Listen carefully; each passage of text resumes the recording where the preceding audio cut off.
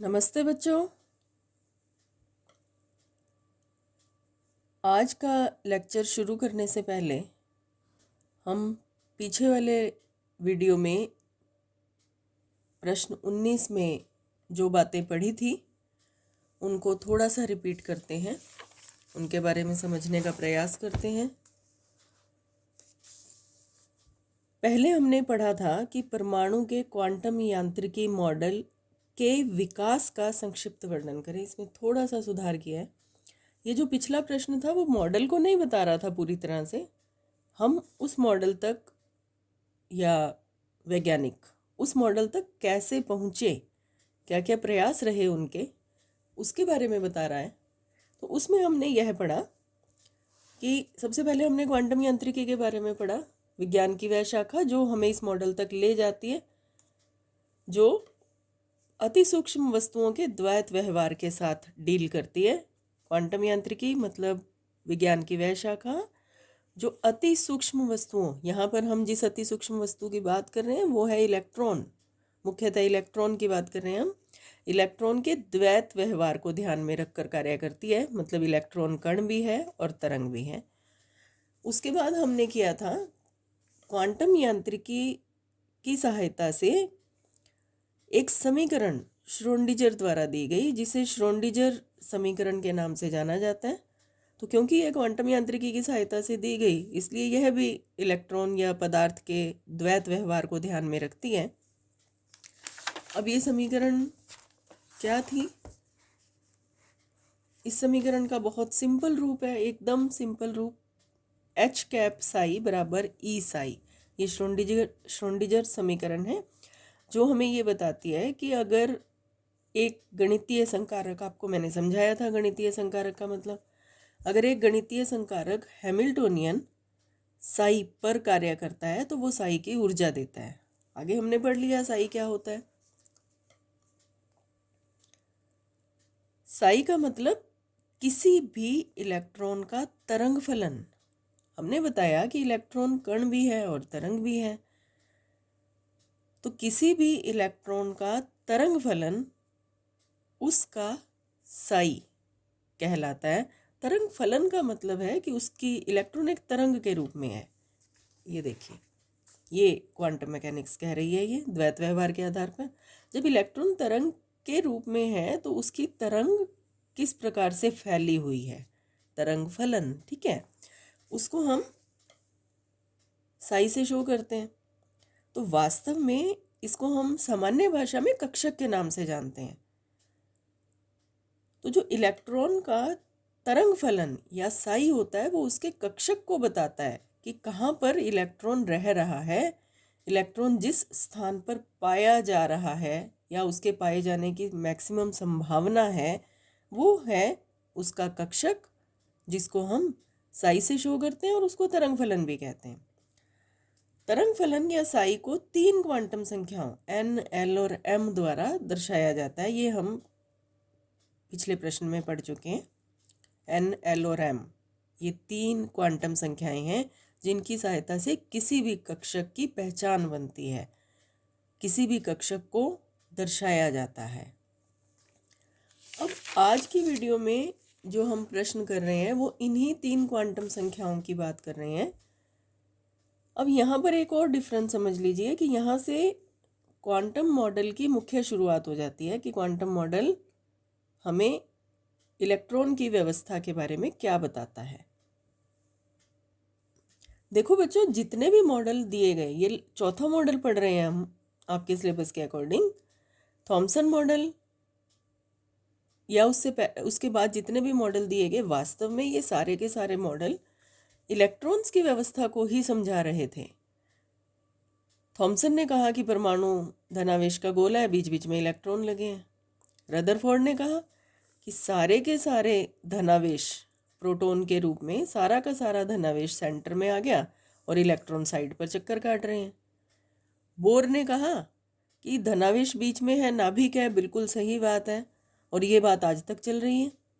और उसके चारों तरफ इलेक्ट्रॉन चक्कर तो काट रहे हैं लेकिन निश्चित त्रिज्या और निश्चित ऊर्जा के कक्ष में चक्कर काट रहे हैं। जिन कक्षों में चक्कर काट रहे हैं, जिन वृत्ताकार पथों पर चक्कर काट रहे हैं, वो निश्चित ऊर्जा और निश्चित कक्ष वाले हैं, निश्चित ऊर्जा वाले और निश्चित त्रिज्या वाले हैं। यह बात बोर ने कही और इसी को क्वांटम मैकेनिक्स के आधार पर क्वांटम यांत्रिकी मॉडल में चेंज कर दिया गया, जिसमें यह कहा गया कि वो निश्चित त्रिज्या और निश्चित ऊर्जा के कक्ष पथों पर, वृत्ताकार पथों पर चक्कर नहीं काटते, बल्कि नाभिक के चारों तरफ इलेक्ट्रॉन के पाए जाने की जो मैक्सिमम संभावना होती है, या जहाँ पर इलेक्ट्रॉन सबसे ज़्यादा समय बिताता है, उसे कक्षक कहा जाता है और उसको तरंग फलन से शो करते हैं, साई से शो करते हैं।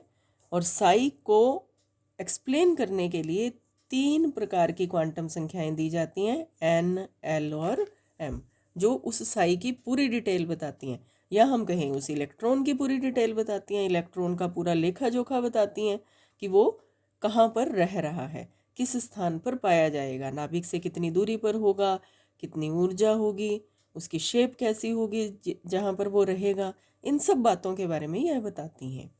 तो अब हम ये पढ़ेंगे कि परमाणु के क्वांटम यांत्रिकी मॉडल में वर्णित क्वांटम संख्याओं मतलब एन, एल और एम को समझाइए, इनकी डिटेल पढ़नी है।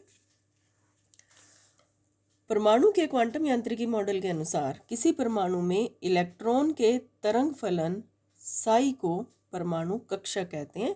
इलेक्ट्रॉन तरंग के रूप में होता है, ये जहाँ जहाँ तक अपना एरिया रखता है, जहाँ जहाँ तक ये फैला हुआ है, उसे तरंग फलन कहते हैं, जिसका सिंबल है साई, और इसको हम परमाणु कक्षक के नाम से जानते हैं। बोलचाल की भाषा में नॉर्मली हम इसको परमाणु कक्षक कहते हैं, जिसमें वह इलेक्ट्रॉन उपस्थित होता है।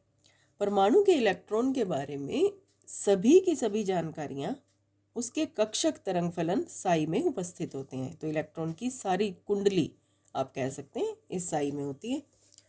किसी कक्षक में 2 इलेक्ट्रॉन रह सकते हैं। एक बार आप इस बात को समझ लीजिए एक बार के लिए कि जो भी कक्षक या साई जिसकी हम बात करते हैं, जो एन, एल और एम द्वारा दर्शाया जाता है, उसमें 2 इलेक्ट्रॉन उपस्थित हो सकते हैं। बाद में हम इसको क्लियर भी करेंगे और इसकी डिटेल भी पढ़ेंगे। प्रत्येक कक्षक को 3 क्वांटम संख्याओं एन, एल, एम एल, इसको आप हम नॉर्मली जब बोलेंगे तो हम इसको एम ही बोल देते हैं, वास्तव में इसको एम, एल के नाम से शो किया जाता है, द्वारा दर्शाया जाता है इनका वर्णन। अब हम प्रश्न का मुख्य भाग शुरू कर रहे हैं। मुख्य क्वांटम संख्या एन। पहली क्वांटम संख्या जिसे हम कहते हैं मुख्य क्वांटम संख्या, प्रिंसिपल क्वांटम नंबर, जिसको छोटे एन द्वारा दर्शाया जाता है। सबसे पहली बात आपको ये सीखनी है।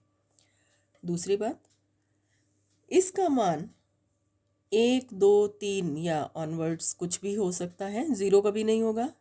1, 2, 3, 4, 5 आदि हो सकता है। बहुत सिंपल सी बात है, आप याद रखेंगे। एन की वैल्यू 1, 2, 3, 4, 5 इस प्रकार से होती है। इससे कक्षक के आकार और बहुत हद तक उसकी ऊर्जा के बारे में पता चल जाता है। अब आकार और ऊर्जा के बारे में कैसे पता चलता है? आकार का मतलब होता है साइज, कि वो बड़ा है या छोटा है। तो इन दोनों बातों को हमने नीचे के 2 पॉइंट्स में एक्सप्लेन किया है। एन का मान बढ़ने से कक्षक की ऊर्जा बढ़ती है। जैसे जो पहला कक्षक होगा n बराबर 1, उसकी ऊर्जा कम होगी, उसके बाद वाले की 2 की उससे ज़्यादा, 3 की उससे ज़्यादा, 4 की उससे ज़्यादा। जैसे जैसे n का मान बढ़ता जाएगा कक्षकों की ऊर्जा बढ़ती जाएगी। n का मान बढ़ने से कक्षा का आकार भी बढ़ता है, साइज भी बड़ा होता जाता है। तो ये दोनों बातें यहाँ पर हमने बता दी कि कक्षक, आकार और ये जो n क्वांटम संख्या है, मुख्य क्वांटम संख्या, इससे कक्षक का आकार और ऊर्जा दोनों का पता चल जाता है। जैसे जैसे n का मान बढ़ेगा आकार भी बढ़ेगा, वैसे वैसे उसकी ऊर्जा भी बढ़ेगी। मुख्य क्वांटम संख्या से कोश का भी पता चलता है। n के निश्चित मान के लिए सभी कक्षक परमाणु का एक कोश बनाते हैं। अब एक बात है कि बहुत सारे ऐसे कक्षक होंगे जो एक ही n की वैल्यू रखेंगे। n की समान वैल्यू, समान मान रखने वाले कक्षक काफ़ी सारे हो सकते हैं। वो डिपेंड करता है कि n का मान कितना है। हम आगे और पढ़ लेंगे इस बात को कि एक n वैल्यू में काफ़ी सारे कक्षक हो सकते हैं, तो वो सभी कक्षक जो समान n का मान रखते हैं उन्हें कोश भी कहा जाता है। तो n का मतलब हम कोश भी कह सकते हैं मुख्य क्वांटम संख्या को। अगर हम स्पष्ट बात करें तो मुख्य क्वांटम संख्या को हम कोश भी कह सकते हैं। विभिन्न कोशों को निम्नलिखित अक्षरों द्वारा दर्शाया जाता है। अब कोश नंबर 1, कोश नंबर 2, कोश नंबर 3, कोश नंबर 4, जिनके लिए n की वैल्यूज़ ये हैं, उनको नाम दिए गए हैं। कोश नंबर 1 को नाम दिया गया है K, L, M, N, इस प्रकार से ये चलते हैं। तो अब यहाँ पर आपको नई बात एक और सीखनी है जो आगे हमें बहुत यूज़ करनी होती है। वो ये कि जो पहला कोश है जिसके लिए n बराबर 1 है उसका नाम है K। जो दूसरा कोश है जिसके लिए n बराबर 2 है उसका नाम है L। इस प्रकार अब हमने अभी बात की थी कि एक कोश में बहुत सारे कक्षक हो सकते हैं, कक्षकों की संख्या एक से ज़्यादा हो सकती है। इसके लिए एक नियम है। ऐसे नहीं है कि कोई परमाणु अपनी मर्जी से L कोश में कितने भी कक्षक रखेगा, K कोश में अपनी मर्जी से कितने भी कक्षक रखेगा। नहीं, इसके लिए एक विशेष नियम है कि किसी भी कोश में कक्षकों की संख्या कितनी हो सकती है, ज़्यादा से ज़्यादा, या होती है, ज़्यादा से ज़्यादा क्या, इतनी ही होती है। तो कोश में कक्षकों की संख्या, यदि पहला कोश है तो कक्षकों की संख्या होगी सिर्फ 1। इसके लिए सूत्र है n²। पहला कोश जिसके लिए n का मान 1 है तो कक्षक होगा 1 का स्क्वायर 1। दूसरा कोश जिसके लिए n का मान है 2, कक्षकों की संख्या n² मतलब 4। तीसरे कोश में कक्षकों की संख्या 9 और चौथे कोश में कक्षकों की संख्या 16। तो जितनी n की वैल्यू है उसका स्क्वायर कर दें तो कक्षकों की संख्या आ जाएगी। इस बात को बहुत ध्यान से करें, इस पर आपके प्रश्न आता है कि m कोश में कक्षकों की संख्या कितनी होगी। आपको पता होना चाहिए कि m कोश मतलब n का मान 3 और कक्षकों की संख्या n² मतलब 3 का स्क्वायर बराबर 9। अभी हमने पीछे पढ़ा किसी भी कक्षक में इलेक्ट्रॉन 2 रह सकते हैं, किसी भी कक्षक में 2 इलेक्ट्रॉन रह सकते हैं। इसलिए कोश में कितने इलेक्ट्रॉन होंगे, जो कक्षकों की संख्या है उसको 2 से गुणा कर दें। कक्षकों की संख्या को 2 से गुणा कर दें तो वो इलेक्ट्रॉन की संख्या आ जाएगी, क्योंकि हमें पता है एक कक्षक में 2 इलेक्ट्रॉन रह सकते हैं, पीछे पढ़ लिया हमने। तो कोश में इलेक्ट्रॉन की संख्या, K कोश जिसके लिए n का मान 1 है, इलेक्ट्रॉन होंगे 2, क्योंकि कक्षक 1 है तो 1 का डबल 2।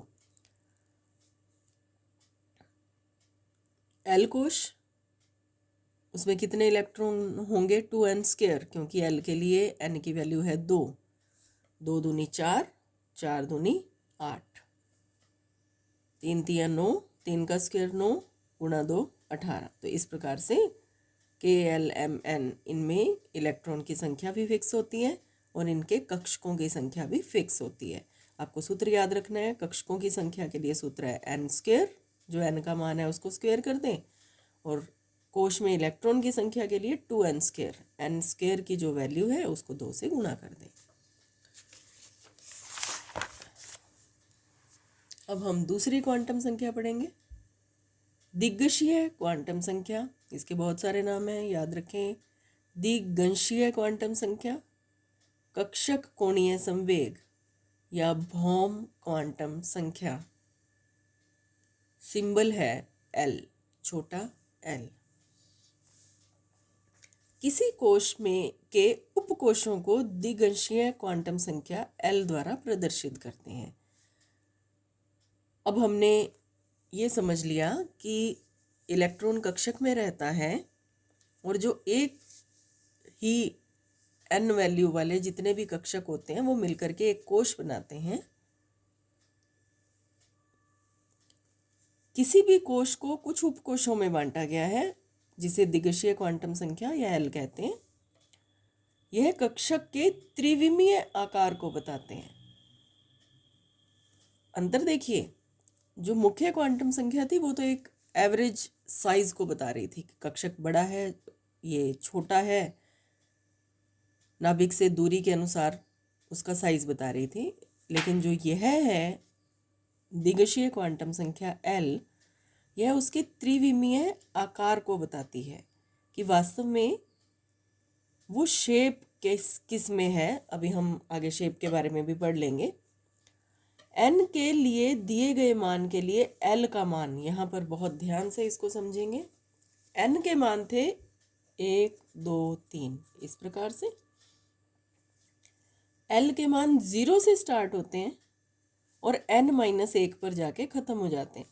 यदि n बराबर 3 के लिए l की वैल्यूज़ चाहिए तो 0 से शुरू करें, 0, 1, और ख़त्म कहाँ करेंगे, n से 1 कम पर ख़त्म कर देंगे। n का मान 3 है तो 3 से 1 कम 2 पर ख़त्म कर देंगे। तो l के मान 0, 1 और 2। तो यही बात है, दोबारा देखें, l के मान 0, 1, 2 से लेकर के n-1 तक चलते हैं। तो 0 से शुरू होते हैं और n-1 जो n की वैल्यू है उससे 1 कम तक चलते हैं। या हम कहें कि किसी भी कोश में उपकोशों की संख्या n के बराबर होती है। ध्यान दो, n का मान था 3, उपकोश भी 1, 2 और 3, एक की वैल्यू 0, दूसरे की 1 और फिर 2, इस प्रकार से। तो ये यहाँ आपके प्रश्न पूछा जाता है, l के मान कहाँ कितने हो सकते हैं, 0 से n-1 तक। यहाँ पर हमने आगे एग्जाम्पल भी कर लिया, इसका डिटेल पढ़ ली। L के विभिन्न मान और उसके संगत उपकोश। L के मान, अगर L का मान 0 है, देखो अभी हमने किया, L के मान 0, 1, 2 से आगे चल सकते हैं। यदि L का मान 0 है तो उस उपकोश को S उपकोश कहेंगे। जैसे n के लिए हमने किए थे KLM, ये देखिए, अगर n का मान 1 था तो उस कोश का नाम था K। अब हम L के मानों के लिए कर रहे हैं। यदि L का मान 0 है तो उस उपकोश को हम कहते हैं S। अगर L का मान 1 है तो उपकोश होगा P, L का मान 2 है तो उपकोश होगा D, और L का मान 3 है तो उपकोश होगा F। तो L के मानों के लिए उपकोश ये होते हैं S, P, D, F। तो क्या हम याद रखें कि कोश तो थे K, L, M, N, ऐसे चल रहे थे, और उपकोश चल रहे हैं S, P, D, F। K, L, M, N के मान थे 1, 2, 3, 4, और S, P, D, F के मान है 0, 1, 2 और 3। ये बात आपको याद रखनी है। इसको थोड़ा सा और डिटेल में हमने एक सारणी बनाई है, आपकी बुक में भी ये टेबल दे रखा है, उसी को हमने यहाँ लिखा है, और ज़्यादा डिटेल में आप समझ पाएंगे। यदि n का मान है 1, K कोश n का मान 1 है तो L का मान सिर्फ 0 होगा, क्योंकि इससे 1 कम तक जाएंगे ना हम 0 से शुरू करके। तो 0 से शुरू किया, 1 से कम 0, तो L का एक ही मान रहेगा 0, और उपकोश होगा 1S। 1S का मतलब ये n की वैल्यू और ये L की वैल्यू, 1S। अब यदि n का मान हो 2 तो उसके लिए L के 2 मान हो सकते हैं, या n कोश में, 2 नंबर कोश में उपकोश भी 2 होंगे। कोश नंबर 2, उपकोश भी 2। कोश नंबर 1 था तो उपकोश 1 ही था। कोश नंबर 2 है तो उपकोश भी 2 हैं, 0 से शुरू करके इससे 1 कम तक, 0 और 1। अब इनको नाम क्या देंगे, 0 है तो S आएगा, 1 है तो P आएगा, पर ये दोनों हिस्सा तो दूसरे कोश का ही है, तो 2S, 2P। कोश नंबर 3 तो उपकोश भी 3 होंगे, 0 से शुरू करेंगे 0 1 और इससे एक कम 2 तक बंद कर देंगे। 0 1 और 2, 0 है तो 3s, 1 है तो 3p और 2 है तो 3d। l की वैल्यू 2 के लिए हम d उपकोष का प्रयोग करते हैं। यदि कोष नंबर है 4 तो उपकोष भी 4 होंगे, 0 1 2 और 3। 4s, 4p, 4d और 4f। अगली क्वांटम संख्या है चुंबकीय कक्षक क्वांटम संख्या ml। ml या हम इसको बहुत बार खाली m भी बोल देते हैं। यह किसी उपकोष में उपस्थित कक्षकों की संख्या। याद करें, हमने शुरुआत तो कक्षकों से ही की थी कि जहाँ पर इलेक्ट्रॉन पाया जाता है उसे हम स्थान को हम कक्षक कहते हैं। तो हमने शुरुआत तो वहीं से की थी। तो किसी भी उपकोष में उपस्थित कक्षकों की संख्या और उसका अभिविन्यास, किस शेप में वो कक्षक होते हैं, उसको बताती है किस किस तरफ होंगे वो। किसी उपकोष L में कक्षकों की संख्या -L से शुरू करके +L तक जाएगी 0 से होते हुए। तो टोटल संख्या कक्षकों की, किसी भी उपकोष में कक्षकों की टोटल संख्या देखिए, इधर से L, इधर से L, 2L और साथ में एक 0 और आ जाएगा। 2L + 1 के बराबर होती है। हमने एक उदाहरण लिया है। यदि L बराबर 1 है, L बराबर 1 का मतलब P उपकोष, तो उसमें कक्षक कितने होंगे? -1 से शुरू करें। हमने कहा था -L से शुरू करते हैं। -1 से शुरू करें, 0 से होते हुए +1 तक जाएंगे तो -1 0 +1 1 2 3, 3 कक्षक होंगे। यदि L बराबर 1 है, मतलब P उपकोष की बात करते हैं, तो उसमें कक्षक होंगे 3। आगे हम और डिटेल में इसको देखते हैं। यदि L का मान है 0, उपकोष का नाम होगा S। कक्षकों की संख्या होगी सिर्फ 1, क्योंकि हमें तो -L से शुरू करके 0 से होते हुए +L तक जाना होता है। तो अब यहाँ पर L का मान ही 0 है, तो एक ही कक्षक होगा। यदि L का मान है 1, उपकोष का नाम होगा P। पीछे पढ़ चुके हैं। -1 0 +1, 3 कक्षक हो गए। यदि L का मान है 2, 2 का मतलब नाम क्या हुआ उस उपकोष का? D। तो 2 के लिए -2, -2 के बाद बारी आती है -1 की, फिर आ गया 0। अब बढ़ना शुरू हो जाएंगे, +1 +2, 1 2 3 4 5। देखिए, D उपकोष में कक्षकों की संख्या है 5। L का मान है 3, तो उपकोष का नाम होगा F। F उपकोष में कक्षकों की संख्या 3, L का मान 3, -3 से शुरू करेंगे, -2 -1, फिर बारी आती है 0 की, +1 +2 +3, टोटल कक्षक हो गए 7। L का मान 3 है, नाम है उपकोष का F, कक्षकों की संख्या 7। ऐसे ही आगे बढ़ते जाएंगे। L का मान 4 होने पर नाम हो जाएगा उपकोष का G और कक्षकों की संख्या 9। इलेक्ट्रॉन प्रचक्रण, ये चौथी क्वांटम संख्या है जो बेसिकली श्रोडिंगर इक्वेशन से नहीं आई, श्रोडिंगर इक्वेशन में नहीं बताई गई थी, लेकिन ये क्यों ली गई? इसको MS से शो करते हैं या इसको सिंपल S भी कह देते हैं। इसको लाना क्यों पड़ा, या इसके लिए हम क्यों काम करते हैं इस पर? हमने पढ़ा था कि एक कक्षक में, ये कक्षक को हम अब आगे के जितने भी क्वेश्चंस करेंगे इस प्रकार से बॉक्स से शो करेंगे।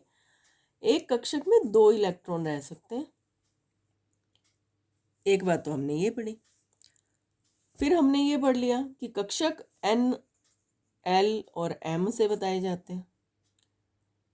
तो अब इसका मतलब तो इसके अंदर रहने वाले दोनों इलेक्ट्रॉन के लिए N भी समान, L भी समान और M भी समान। तो ये बात कैसे हुई? हमने कहा कि हर इलेक्ट्रॉन अपने लिए एक विशेष क्वांटम संख्याएं रखता है जो एक दूसरे से मिलती नहीं। तो चौथी क्वांटम संख्या हर इलेक्ट्रॉन की अलग होगी। इसके अंदर जो दो इलेक्ट्रॉन पाए जाते हैं उन दोनों की अलग होती है इलेक्ट्रॉन प्रचक्रण। प्रचक्रण का मतलब घूमना। हर इलेक्ट्रॉन पृथ्वी जैसे अपने अक्ष पर घूमती है, दूसरे ग्रह या चंद्रमा अपने अक्ष पर घूमता है, वैसे इलेक्ट्रॉन भी अपने अक्ष पर लट्टू की तरह घूमता है। यदि वो घड़ी की दिशा में घूमता है तो उसको क्लॉकवाइज घूमना कहते हैं। यदि वो घड़ी की उल्टी दिशा में घूमता है तो उसे एंटी क्लॉकवाइज कहते हैं। ये जो दो इलेक्ट्रॉन होंगे इनमें से एक क्लॉकवाइज घूमेगा और दूसरा एंटी क्लॉकवाइज घूमेगा। तो प्रत्येक इलेक्ट्रॉन अपने अक्ष पर घूमता है। समझ गए आप इस बात को? एक कक्षक में ज़्यादा से ज़्यादा दो इलेक्ट्रॉन रह सकते हैं। तो एक इलेक्ट्रॉन अपने अक्ष पर क्लॉकवाइज और दूसरा इलेक्ट्रॉन एंटी क्लॉकवाइज घूमता है। तो MS के मान या तो +½ या -½ होंगे, +½ या -½ होंगे।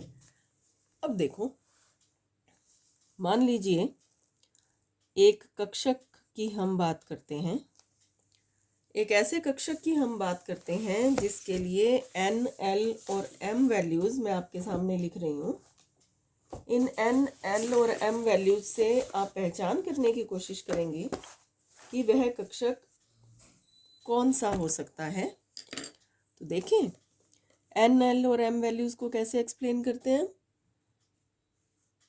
कोई ऐसा कक्षक है जिसके लिए N वैल्यू है 3, L वैल्यू भी 3।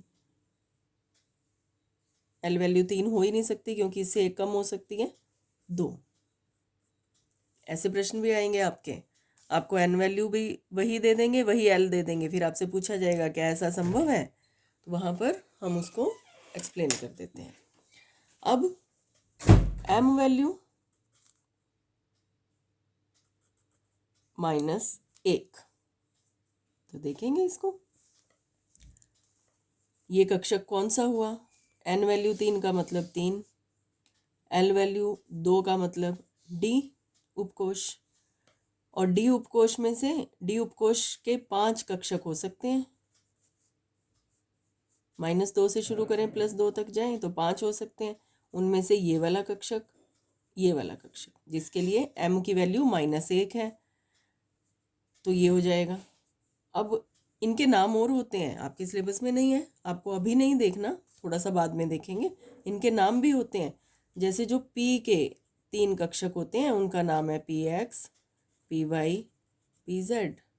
ऐसे ही जो D के 5 कक्षक होते हैं उनके नाम है DXY, DYZ, DZX, DZ², DX² - Y²।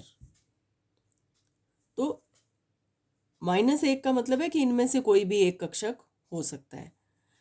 अब वो इलेक्ट्रॉन, 2 इलेक्ट्रॉन रह रहे हैं उस कक्षक में, तो दोनों के लिए ये वैल्यूज सेम हो गई। तो एक क्लॉकवाइज घूमता है, दूसरा एंटी क्लॉकवाइज घूमता है। तो अगर किसी भी कक्षक में जो 2 इलेक्ट्रॉन होते हैं उनकी 3 वैल्यूज, 3 क्वांटम संख्याएं बिल्कुल समान होती हैं, लेकिन जो चौथी क्वांटम संख्या होती है जिसे स्पिन क्वांटम नंबर या इलेक्ट्रॉन प्रचक्रण क्वांटम संख्या कहते हैं, वो हमेशा अलग होती है। तो यहाँ पर हम एक कंक्लूजन निकाल सकते हैं, परमाणु के किन्हीं भी 2 इलेक्ट्रॉन की चारों क्वांटम संख्याएं समान नहीं हो सकती। अगर पहली 3 एक जैसी हो भी गई, एक ही कक्षक में स्थित दोनों इलेक्ट्रॉन के लिए और होती हैं, तो चौथी क्वांटम संख्या हमेशा अलग होगी। एक क्लॉकवाइज घूमेगा, दूसरा एंटी क्लॉकवाइज घूमेगा। तो ये क्वांटम यांत्रिकी मॉडल कंप्लीट हो गया परमाणु का। आज तक का सबसे एडवांस मॉडल है। इसके बाद ये जो कक्षक हमने पढ़े हैं, इनकी ऊर्जा और इनकी शेप के बारे में एक प्रश्न करेंगे हम, वो हम नेक्स्ट वीडियो में देखेंगे। Thank you.